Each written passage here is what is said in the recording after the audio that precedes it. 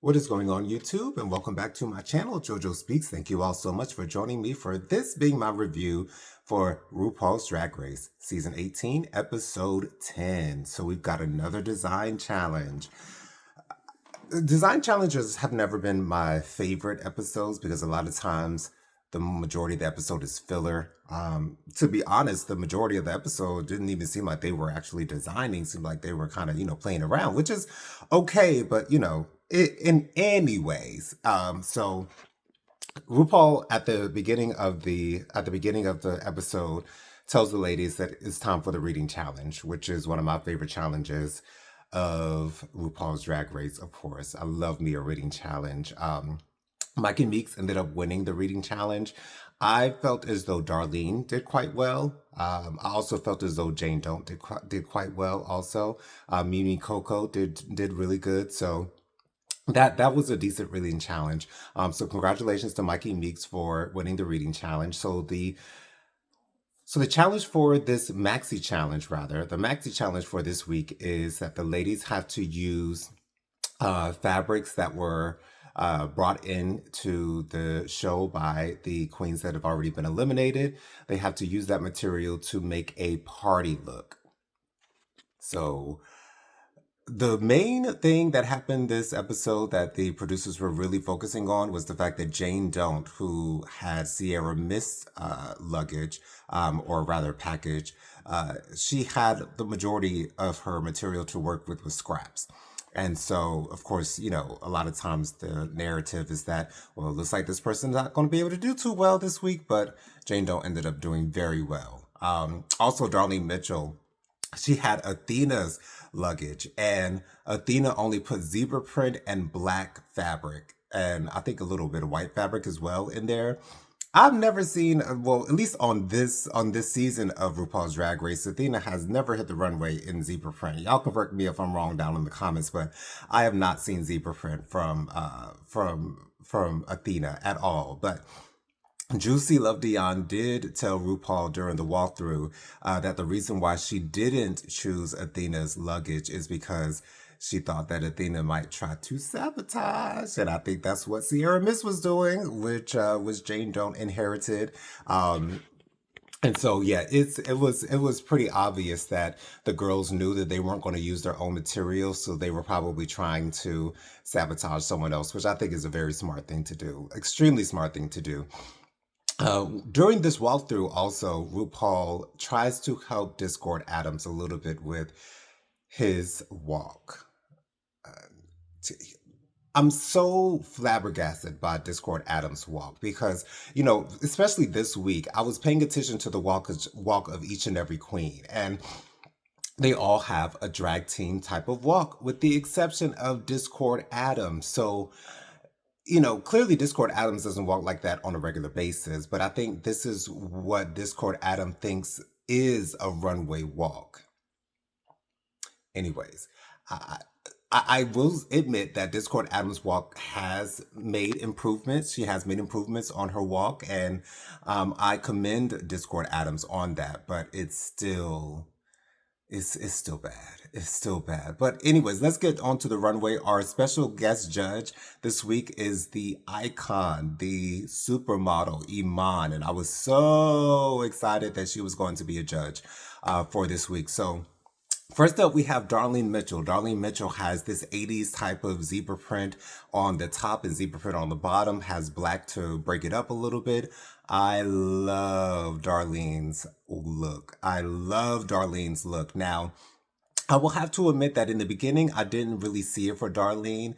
I thought her drag aesthetic was, you know, respectively trashy. And I didn't necessarily care for her package. But in the previous episode during the beige runway, I thought she had the best look on the runway. And I really do, and I really am coming around to enjoying Darlene's drag aesthetic.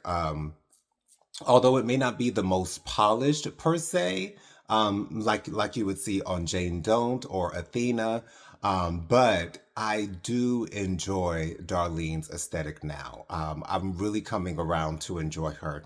I don't think she's going to win the season. It would be nice if she did. She still does not have a Maxi Challenge win yet, but I love her personality. I love Darlene and the confessionals.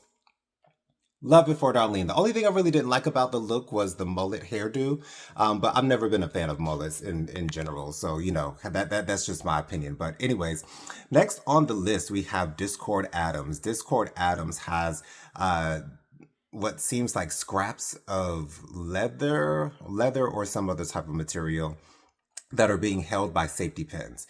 Now, a lot of the girls were saying, especially when Rue asked who should go home tonight and why, a lot of the girls were saying that those safety pins, and I think Discord said that she used like 800 or so safety pins to put the look together.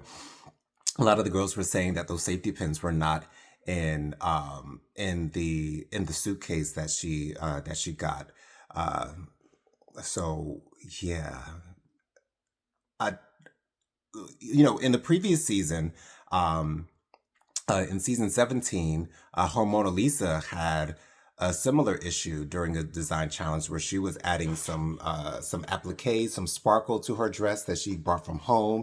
And Lexi Love called her out and said, hey, no, those weren't part of the materials that were chosen for you to use for your looks. And so you might want to take those off before you get disqualified. And so I thought that if you're not abiding by the rules, then you can't be up for a win whatsoever. I'm not exactly sure how far they can go with someone breaking the rules in a certain challenge because I've never seen them necessarily directly address those, and it still didn't happen in this episode either. Of course, the judges did discuss it a little bit during their deliberations. However, there were no penalties brought up against Discord for her use of those safety pins. Me personally, it looks like something that Discord has made before. Is very Discord's aesthetic. I have never been the biggest fan of Discord's aesthetic at all. It's just not for me. When I see drag queens, I like to see femininity. I like to see an illusion. And Discord is just giving like rocker chick, and she doesn't pad, and it's just no illusion there for me besides makeup and a wig. But anyways, Discord Adams. Needless to say, Discord Adams did not have my favorite look at all. Next up, we have Juicy Love Dion. Now, I loved Juicy Love Dion's design, and I love the fact that Iman said Miami mob wives elegance. I love that. Now it was quite simple, hair and pan with the bejeweled bra, bejeweled with crystals and things of that nature. I loved Juicy's hair. Juicy's hair was awesome, amazing. I loved the hair. The hair was everything. The best hair I've seen on Juicy all season long. Now, the look looked so good that it made me feel as though there's a possibility that Juicy might have had some help with her look because it looked perfectly made. It looked perfectly made. And we all know that Juicy has not done the best on design. Well, she didn't do the best on the first design challenge. She was in the bottom for the first design challenge. She did win her face off against Briar Blush for the second design challenge. And I don't know if she had help with that one either, but it definitely seemed like this was not a look that Juicy put together all by herself. But of course, if they do get help, they're not going to show that in production. So, it is what it is. But I loved Juicy's look. I really did. I thought it was a great look for her. The judges had something to say about the shoe that she was wearing. I didn't have much issue with the shoe, but I'm not the type of person to tell you what type of shoe to wear with what outfit. So, who am I to say whether it was a good shoe or not? I had no issue with it. But, it is what it is. Different strokes for different folks. Then we have Jane Don't. Jane Don't, who was only working with scraps from Sierra Mist's luggage, and she put together this beautiful dress with the highest slit that I've probably ever seen that goes up almost to her waist. The dress hugged her body very nicely, giving us a nice womanly shape. I did not enjoy the wig that Jane Don't was wearing. However, I thought the dress was very beautiful. I thought that she did very well with what she had to work with. Now, I don't remember seeing the material that was on the dress that she was, playing with in the workroom. Like it didn't look like the same material, but she said that she made appliques out of the material that she was using. And so, of course, if it's, a couple of things that are put together, it's not going to look the same as they were individually. So, I thought Jane Doan did a great job, and she definitely deserved to be in the top. And I'm so glad that Jane Doan ended up winning this week. Next up, we have Nini Coco.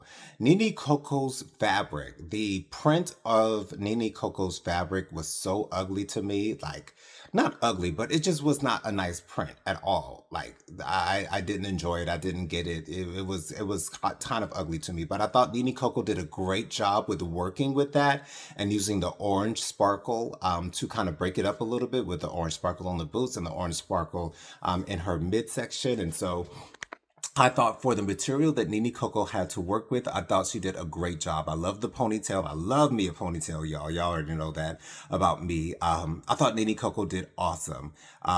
Again, because of the print on the fabric, it wasn't one of my favorite looks, but once again, I thought she did very well with what she had to work with. Next, we have Mikey Meeks. So Mikey Meeks put together this whole winter, type themed deal with navy blue print. And I thought Nini Coco, not Nini Coco, but I thought Mikey Meeks did very well. Now, Mikey Meeks is another one who I feel might have had a little bit of help because that look looked so perfect. She had earmuffs that were in the same fabric of the rest of the outfit. She had her boots, the boots that she was wearing, the shoes that she was wearing, was in the same fabric as the rest of the outfit. And I don't know if she was able to put all of her work in for the time that they had allotted to make their looks. And once again, like during this episode, we did not see a lot of the girls actually making their looks. Like I think there was like maybe 5 or 10 minutes of them actually, working on their actual runway looks, but we didn't see that much of it. So who's to say whether they had help or not? Anyways, I thought Mikey looked great. I thought Mikey had one of the best looks of the night. And then last but not least, we have Kenya Pleaser. Kenya Pleaser had on this jumpsuit type of thing going on. It looked like it was perfectly made. Kenya has had a habit of wearing Afro wigs for the most part this season, which a lot of people are calling out. But just like with Juicy Love Dion wearing that pussycat wig for the majority of the season, I don't mind if it works for you.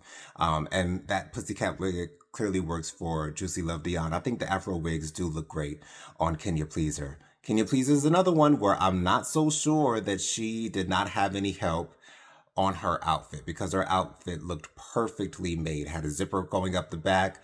It hugged her body perfectly. And, I'm not surprised that Michelle, during judging, asked her, who helped you make this? And, Kenya was like, I did it all myself. I did it all myself. I told you I can sew. And Kenya Pleaser has been telling us all season long that she knows how to sew. And, just based off of her first two design challenge looks, I'm not sure if that's necessarily true. But, maybe, who knows?